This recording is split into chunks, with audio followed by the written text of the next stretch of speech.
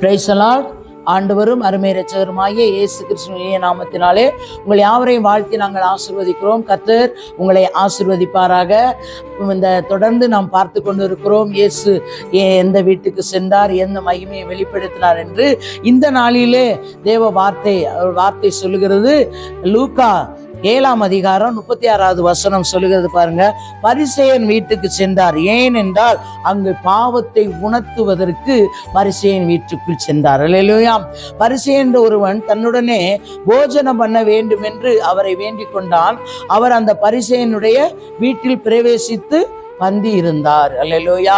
பரிசேயனுடைய வீட்டுக்கு போகும்போது இந்த அதிகாரத்தை நீங்கள் வாசித்து பாருங்கள். அநேகர் சீசர்கள் முறுமுறுத்தார்கள், அப்படியெல்லாம் இருக்கு. ஆனா நம்முடைய ஆண்டவர் பாருங்க, அந்த பாவத்தை உணர்த்துவதற்காக அங்கே பரிசேயன் வீட்டுக்குள்ளே நுழைந்து என்ன சொல்கிறார், அந்த விருந்திலே பங்கு பெறுகிறார். அதுல 50வது அதிகாரம் சொல்கிறது பாருங்க. அவர் ஸ்திரியை நோக்கி, உன் விசுவாசம் உன்னை ரட்சித்தது, சமாதானத்தோடு போன்ற. அந்த வீட்டுக்குள்ள அவர், அந்த பரிசேயன் வீட்டுக்குள்ள அப்ப அந்த ஒரு சகோதரி வந்து பாருங்க ஒரு பரிமள தைலத்தை ஊற்றுகிறார். அப்ப ஆண்டவர் சொல்லுகிறார், நீ அந்த ஸ்திரியை நோக்கி, நீ விசுவாசம் உன்னை ரட்சித்தது.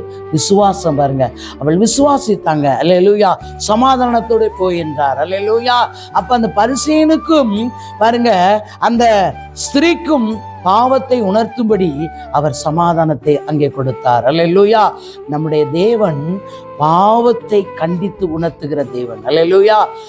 அப்பேற்பட்ட இயேசு கண்டித்து உணர்த்துகிற தேவன். பாவத்தை தொடர்ந்து செய்வது கர்த்தருக்கு விருப்பம் இல்லைங்க. ஏன்னா அவர் பரிசுத்தர். அவர் பாவத்தை பார்க்காத சுத்த கண்ணன். அல்லேலூயா. அவர் பரிசுத்தர்.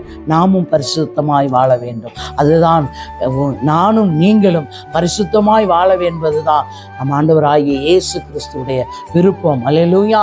அங்கு அந்த பரிசேயன் வீட்டில் அந்த பாவத்தை உணர்த்தி சமாதானத்தை கொடுத்தார். அல்லேலூயா. பெரிய காரியங்களை செய்தார். தகப்பனே, மை துதிக்கிறோம், சோத்திரம். சர்வ வல்லமையுள்ள தெய்வமே, மை துதிக்கிறோம், சோத்தரிக்கிறோம். நேற்றும் இன்று மாறாத நல்ல தகப்பனே, இந்த வார்த்தையை கேட்கிற பார்க்கிற ஒவ்வொருவரை கர்த்தர் ஆசீர்வதித்து பெரிய காரியங்களை செய்து வழி நடத்துங்க. இயேசு கிறிஸ்து ரத்தம், இயேசுவின் நாமத்தில் ஜீவனுள்ள நல்ல பிதாவே. ஆமேன், ஆமேன்.